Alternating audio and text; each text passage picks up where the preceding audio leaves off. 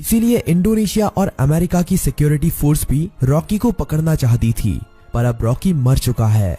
पर इंडोनेशिया और अमेरिका में रॉकी के इलीगल काम अभी भी चल रहे हैं। रमिका सेन कहती है तो इंडोनेशिया और अमेरिका की गवर्नमेंट को उसके खिलाफ एक्शन लेना चाहिए। तभी वो ऑफिसर बताता है कि गवर्नमेंट ऐसा नहीं कर सकती, क्योंकि रॉकी ने 1979 से 1981 तक इन 3 सालों के अंदर ही अपने सोने के बिजनेस को काफी बड़ा कर लिया था। विदेशों में भी हजारों लाखों लोग उसके लिए काम करते हैं और खुद गवर्नमेंट के लोग भी उसके साथ मिले हुए हैं। इसीलिए गवर्नमेंट चाहकर भी उसके खिलाफ एक्शन नहीं ले सकती। फिल्म की कहानी अब फ्लैशबैक में जाती है और हमें रॉकी के जीवन के उन्हीं 3 सालों के बारे में पता चलता है, जिसमें उसने अपने साम्राज्य को विदेशों तक फैला दिया था। सभी माइनों पर कब्जा होने के बाद रॉकी ने और कई माइनों की खोज कर ली थी और सभी लोगों को उनकी खुदाई में लगा दिया था।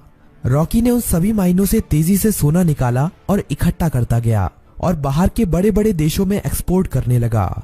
रॉकी को विदेशों से काफी बड़े बड़े ऑर्डर आने लगे, जिनको पूरा करने के लिए उसने खुदाई को और तेज करवा दिया था। दूसरी तरफ से उसने माइन की खुदाई के लिए और सोने की खोज के लिए अमेरिका से कई टेक्नोलॉजी मशीन भी मंगाई थी, जिससे वो जल्द से जल्द इन सभी माइनों का सोना निकालकर इकट्ठा कर सके। रॉकी ने अगले 1 साल के अंदर इन माइनों से इतना सोना निकाला था जितना कि पिछले 20 सालों में भी नहीं निकाला था। दूसरी तरफ रॉकी ने अपने इलाके को एक इंडस्ट्रियल एरिया बना लिया था और माइन में काम करने वाले लोगों के लिए उसने अच्छे घर, स्कूल, कॉलेज, अस्पताल सब कुछ बना दिए थे।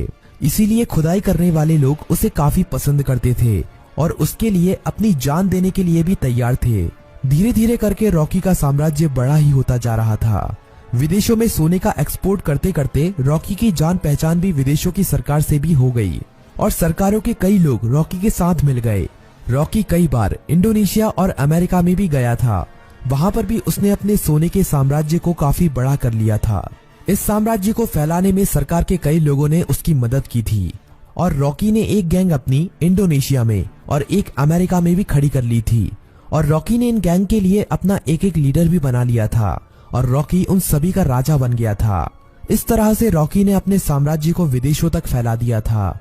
अब कहानी फ्लैशबैक से बाहर आती है और हमें दिखाया जाता है कि जब रमिका सेन ने भारत में रॉकी के साम्राज्य को खत्म कर दिया था और रॉकी अपना सारा सोना लेकर समुद्र के बीच में चला गया था, वहां पर रॉकी ने इंडियन नेवी को खुद मैसेज करके उसे मारने के लिए कहा था।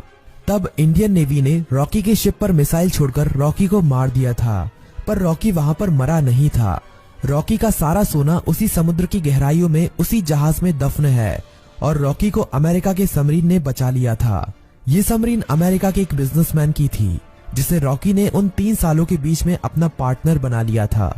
रॉकी अब अमेरिका में सबसे छुपकर रह रहा था और वो महीने में कभी कभी इंडिया भी किसी को फोन करता था कि केजीएफ का क्या हुआ, केजीएफ को ठीक होने में कितना समय लगेगा। अब कहानी इंडिया में शिफ्ट होती है और हमें दिखाया जाता है कि सलार केजीएफ के तबाह होने के बाद केजीएफ को दोबारा से खड़ा कर रहा है और जो लोग बच गए थे उन सभी लोगों के साथ मिलकर रॉकी के साम्राज्य को दोबारा से खड़े करने में लगा हुआ है।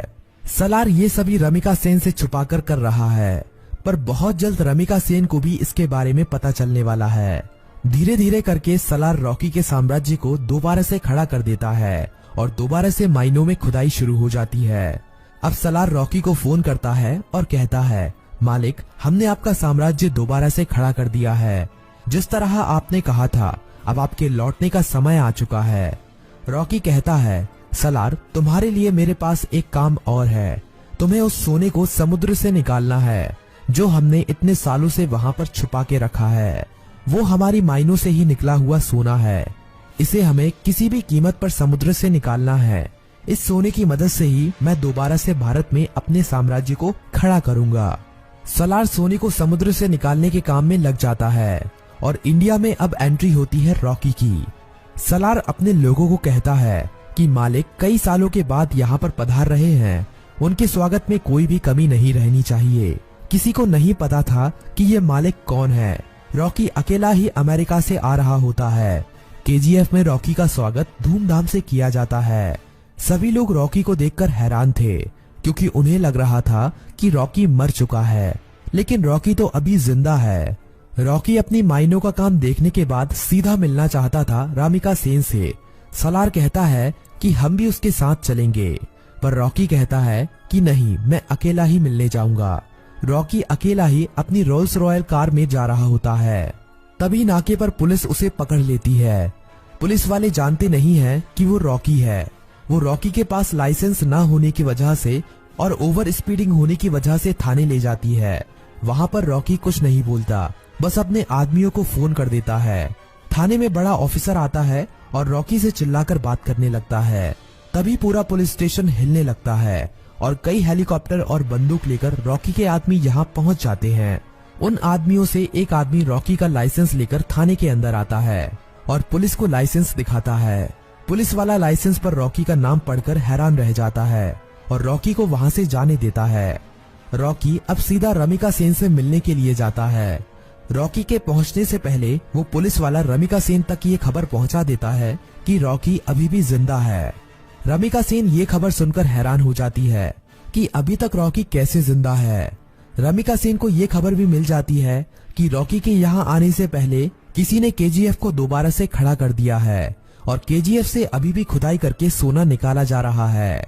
अब पीएम ऑफिस में एंट्री होती है रॉकी की। सभी लोग रॉकी को देखकर हैरान थे। रॉकी सीधा मिलने जाता है रामिका सेन से। रॉकी रामिका सेन से कहता है कि मैंने कहा था ना, युद्ध हुआ तो जीतूंगा मैं, और जीत मेरी ही हुई है। रामिका सेन कहती है कि अच्छा है, तुम जिंदा हो, अब मैं तुम्हारे सामने ही तुम्हारे केजीएफ को तुमसे छीन लूंगी। रॉकी कहता है कि उसकी नौबत ही नहीं आएगी। रामिका सेन रॉकी की इस बात को समझ नहीं पाती। तभी रॉकी वहाँ से चला जाता है। अगले कुछ ही दिनों में रॉकी रामिका सेन की सरकार गिरा देता है और सरकार में अपनी पार्टी को जिताकर अपने आदमी को प्रधानमंत्री बना देता है। रॉकी अब दोबारा रामिका सेन को फोन करता है और कहता है कि अब क्या करोगे, अब तो तुम्हारी सरकार भी नहीं रही।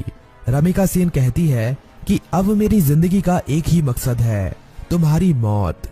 रामिका सेन रॉकी के सभी दुश्मनों को इकट्ठा करती है।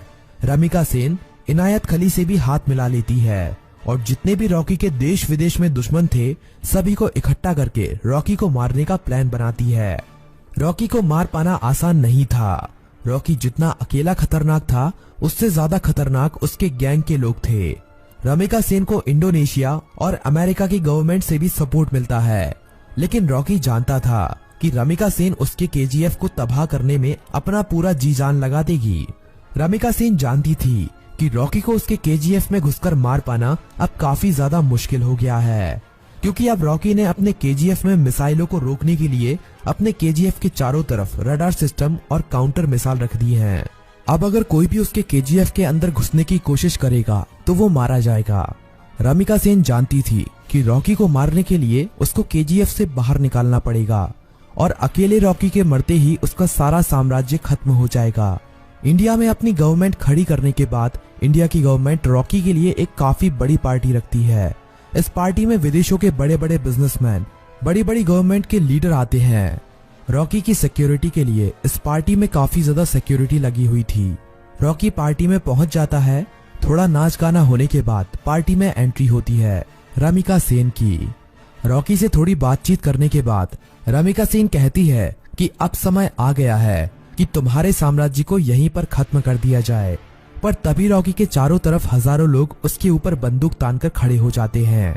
रॉकी की खुद की गवर्नमेंट उसे धोखा दे देती है और विदेशों से आए हुए बिजनेसमैन भी उसकी मौत का तमाशा देखने के लिए वहां पर आए हुए थे। सभी विदेशों के बिजनेसमैन चाहते थे कि रॉकी की मौत होने के बाद वो केजीएफ पर कब्जा कर लेंगे और अपने बिजनेस को फैलाएंगे और ढेरों पैसा कमाएंगे। ये सब देखकर रॉकी खुद हैरान रह जाता है, पर रॉकी जानता था कि एक दिन उसकी मौत जरूर होगी, इसीलिए वो अपनी आखिरी